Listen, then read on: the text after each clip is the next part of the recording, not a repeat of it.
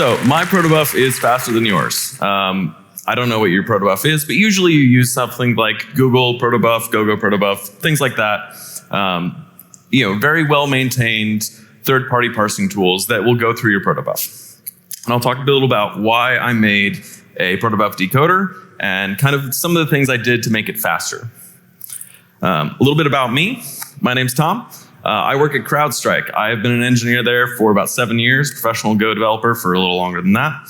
And the reason that I did all of this is because I work on systems that process 3 trillion events a day. So for perspective, that's about 35 million messages a second, a little bit over than that. So everything we do needs to be very efficient because we're not just making one allocation, we're making 35 million allocations. And so when we do things like parse Protobuf, we have to do it a lot and we want to do it very efficiently. So a lot of this is custom code that helped us do that. Some prefix over here. This is all going to be example code. It's not the literal code. If you want to look at that, it's CS Proto, Lazy Proto. This is a limited time format, so I'm not going to go through every single optimization we did or like all of the complete code. But this gives you a good idea of some of the techniques we use to make it a little bit more efficient. So first off, what is Protobuf? Protobuf is a message format that's optimized for networks and memory. It's very machine readable, unlike something like JSON.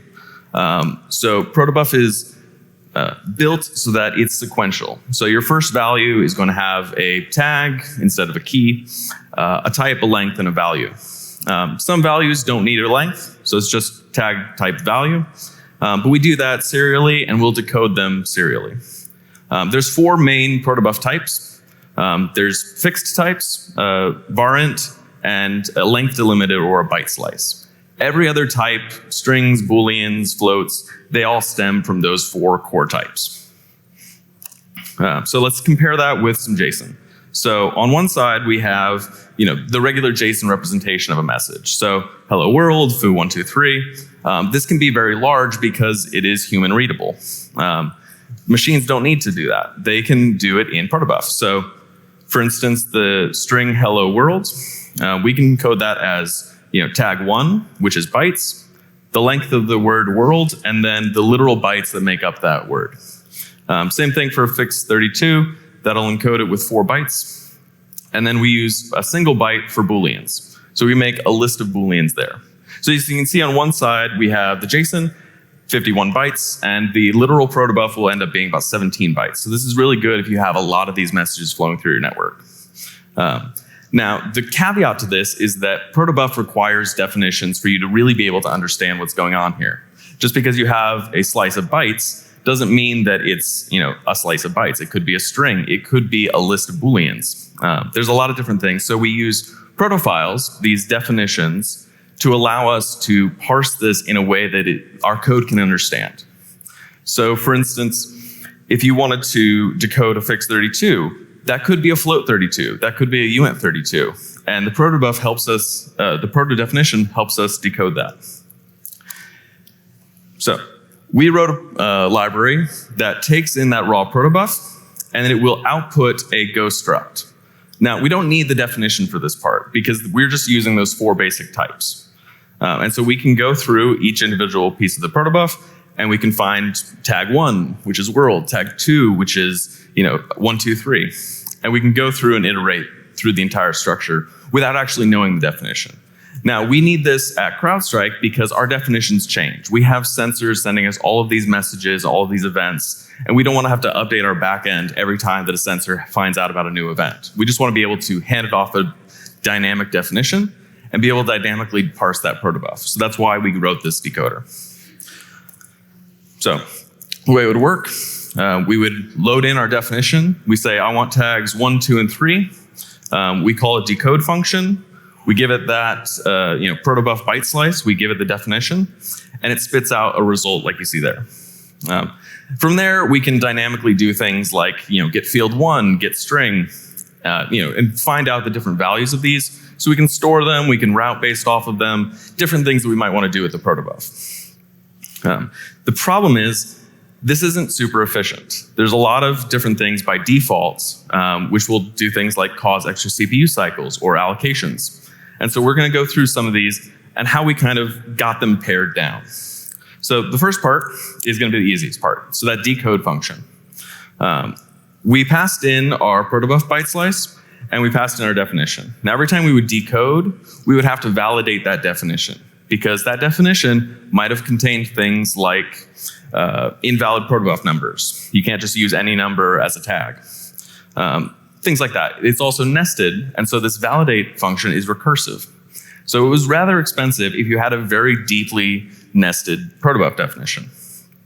So we didn't want to do that for every decode cycle. This is a very low-hanging fruit, and I would recommend that if you have something in the hot path, do something like this. So instead of doing that all in one function, we split it up. We have a new decoder that takes in the definition, validates that once, and then spits out a decoder that is relative to that definition. And then from there, every time we call decode, we can pass it a new byte slice, and it will just keep using that over and over and over again, that original definition, without having to call validate. The super, just very low-hanging fruit, very easy to do, and so it worked. We were able to get that one bit of information at the top. Still takes a while, but we only have to do that once. And so every time we call decode, we don't have to revalidate. Great, cool. The next thing we have is this result. So that result pointer, the thing that we're returning. Every time that you return, a pointer, you are allocating for that pointer. Allocations are not really a big deal unless you're doing it 35 million times every second. If you're doing this a lot, then you have to run the garbage compiler or garbage collector more. And that can get expensive. That eats up CPU cycles that you could be using for other things. And so we want to avoid or minimize the amount of allocations we need to do. And one of the things we can do is actually use a sync.Pool. Sync.Pool, you can find it in the standard library. This is a way to avoid reallocating pointers that you're going to reuse. So you create a pointer, you put it in the pool. The next time you go, you check if there's any pointers in the pool that you can use, and you use that instead of creating a new one. So at steady state, this means that you don't have to do any allocations for your result. Now, we don't know when the caller is done with the results. We decode the protobuf, we hand off the results, and we're done. Our package is not called anymore. So we have to have the caller close the results. Now, we do this because we have a single pool that we have as part of the decoder. Whenever we create a new result, we add that pool to the result itself. That way, when you call result.close, it puts itself back into the pool. This means that assuming the caller can close their result, they don't have to have any extra allocations the next time they go ask for a result. The caveat is that you can only call close once, and you can only do that after you're done with it. So for instance, if you call close twice, you're adding the same pointer to the pool twice. And now, two decoding operations could be using the same pointer, they collide, and you're screwed. So we have to rely on our callers to know when to close, to know when they're done. It's a caveat. But we're able to do that with the results. We're also able to do that with the individual fields. So those are fewer allocations that we need to do, which makes our code a little bit more efficient. The next thing we want to do is, because we're reusing those results, if we just pull it out of the pool and start chugging in data, it still has the data from the last time. So the last time we decoded it, it still has all of those fields. We need to zero those out before we actually use this structure. So we have these zero out functions. Before, we were using a map. We were using, just fields, tag, and then the actual fields. Now, this is a little less efficient when you're ranging over a map. It is much more efficient to range over a slice than it is to range over a map. So, could we use slices? And the answer is yeah, we can. The only caveat is that slices operate a little differently than maps do in terms of efficiency. So what we did was we basically made two slices, one for all of the tags, the keys in our map, and one for all the fields, the values in our respective map. So these are all in order. So the tag at index 0 is going to be the same, or is going to apply to the field at index 0. Tag at index 1, field at index 1. And these are sorted by their tag number. So we can do a binary search over the slice. You can use the slices package in the standard library. And this is about as efficient as a map lookup for finite sized objects. So if you have 100 fields, 200 fields, doing this binary search over a slice is going to be about where a map is. Obviously, maps got a great improvement with the Swiss table update from, I don't know, a year or two ago. But this is still faster to iterate over using a slice. That's why we do it. So we got a little bit more efficiency for that 2 slices. Next thing we're going to do is we're going to go into our allocation. So where we have that result to get field, we do get field 1, and we want to get that as a string.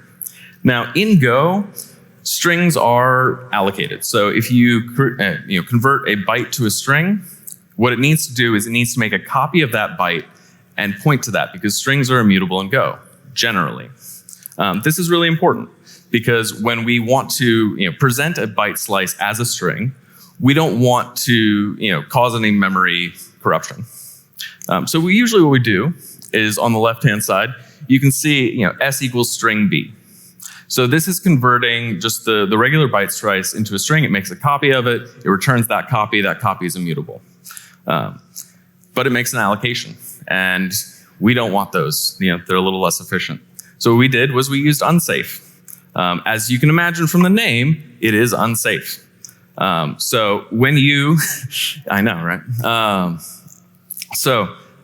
When you convert a byte slice into a string using Unsafe, it will use the same underlying memory to represent that string. Now, this is fine as long as you never change that byte slice. If you do, your program can panic. Your program can have memory issues or corruption. And so you can really only do this if you know that you're not going to be changing that byte slice at all. Now, in our actual implementation of this, this is off by default. So by default, it will just return you a regular string. However, you can give it a little flag that says, I wanted this in unsafe mode. I know that I'm not going to change the byte slice. So you can just give me that string using that bit of memory. We can do that. Great. That's a little bit more efficient for us. It's cheating. It's unsafe. That's why I cheated. Okay. You'll also notice fixed 32 value doesn't have an allocation.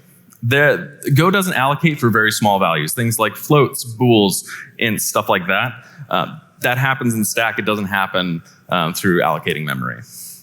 But Go does allocate for slices. So you'll see that we have bool values. The Booleans themselves don't cause allocations, but the slice of bools do. And the same thing is true for the byte slices we use for the fields.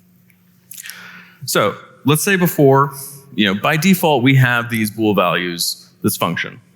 We'll create a new slice. We'll go through all the data that we have in that field, and we will populate that slice with true and false, depending on what that data is. Very easy, except that one line, v equals make, bool slice, that causes an allocation. And as you can guess, we don't want that. We got to do this a lot. So we made a slice inside of our field that we can reuse. So that field is part of a pool. Every time we pull that out, we can reuse that. And so we're going to have a bool slice in our field itself. If we're in unsafe mode, we're just going to reuse it. So that v equals foo.bools. Bools can be nil. That's fine. It'll just end up being a nil slice. However, if field has been reused, then it might already have memory allocated there. We don't need to allocate additional memory. Now, if we're in safe mode, or if we're not in unsafe mode, we'll just fall back to making a slice ourselves, and then we'll return that. No love lost. It caused an allocation, but they wanted safe mode, so they get safe mode. Why is that important? It's because when you're actually returning this slice, you're returning the same slice. So if a caller says, I'm in unsafe mode, give me bool values, we'll return them that slice. And if they call it again, we will return them the exact same slice. So if you say A equals bool values and B equals bool values, if you change A, you're changing B. And if you call that function again, you get whatever you changed. So this is where you have to kind of trust where your users are. If they go with unsafe mode, great, but you need to make it clear for them to understand that, yeah, you're going to get the same slice back over and over and over again. And that's generally fine for most use cases where you're decoding protobuf. You might be going through your protobuf, you just want to know what's there. You're not changing the original slice that you got. But it's something that we need to call out because that can kind of cause a lot of unexpected behavior in the program. All right, so we basically did all of that. All said and done, we got to 0 allocations in steady state. I have to give that caveat because, again, I'm cheating. We are reusing a lot of these allocations over and over and over again. And so if we're just doing that over and over and over again, it's fine. Now, there comes to a caveat, like why isn't the standard library doing this, or not the standard library, the Google protobuf decoder doing this, where they're just saying, yeah, we're just going to pre-allocate a bunch of slices, it'll be fine. And then we can reuse those in the future. Well, because they're just making a library for everybody. They don't know what your data looks like. Let's say that most of your data, the slice is length 1. And every once in a while, you get a message and the slice length is 10,000. That goes back into the pool. And you might reuse that. It's probably going to be reused as 1. And then some other caller gets another 10,000 length message, and that expands your pool. That grows your memory beyond what you might expect because maybe you only get a 10,000 length slice once an hour. But if you're running this for several weeks, then suddenly you have this giant heap of memory that's not getting garbage collected that you then just have to kind of sit with. And that can run up your memory and maybe OOM.